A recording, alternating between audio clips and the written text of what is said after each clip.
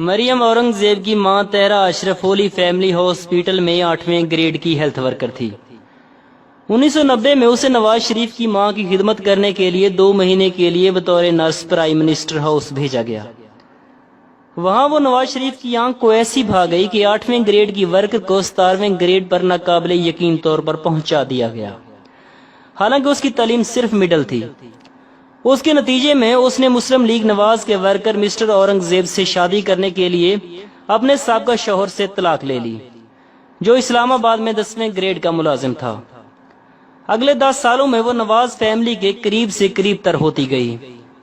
نواز شریف کی والدہ انجیکشن سے متعلقہ علاج اس کی نگرانی میں کروانے کو اہمیت دیتی تھی۔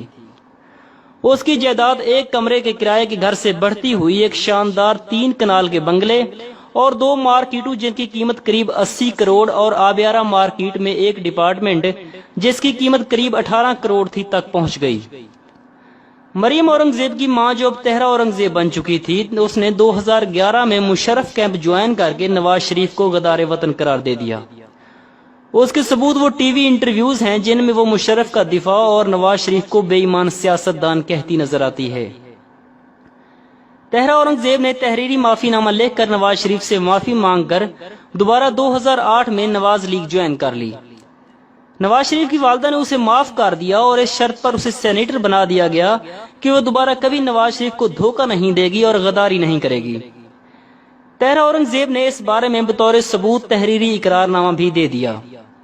پھر 2003 میں نواز شریف کی ماں نے نواز شریف سے کہا کہ طاہرہ کے پہلے خامد سے پیدا ہوئی بیٹی مریم جو گریجویٹ بھی نہیں تھی اس کو سینٹ میں ایک سیٹ دے دے۔ اور طاہرہ اورنگزیب نے بھی نواز شریف سے یہی کہا کہ میں عرصہ دراز سے تمہاری ماں کی اور تمہاری خدمت کر رہی ہوں، لہٰذا میری بیٹی مریم کو کہیں لگوا دو۔ اب حالیہ صورتحال یہ ہے کہ طاہرہ اورنگزیب صاحبہ جو ایک غریب طبقے سے تعلق رکھتی تھی اور 1990 میں جس کا اپنا گھر بھی نہیں تھا، آج راولپنڈی میں بہت بڑی جاگیردار ہے۔ اس کی جائیداد کی اندازن قیمت اس وقت 150 کروڑ ہے۔ اس لیے جب مریم اورنگزیب نواز شریف کا دفاع کر رہی ہوتی ہے تو دراصل وہ اس بات کا قرض اتار رہی ہوتی ہے جو نواز فیملی نے آج انہیں بنا دیا ہے۔ اب آپ مریم اور اس کی ماں سے کیسے امید کر سکتے ہیں کہ وہ ملک کی وفادار ہوں اور کرپٹ نہ ہوں، جبکہ وہ پھل ہی کرپشن اور بددیانتی کا ہیں۔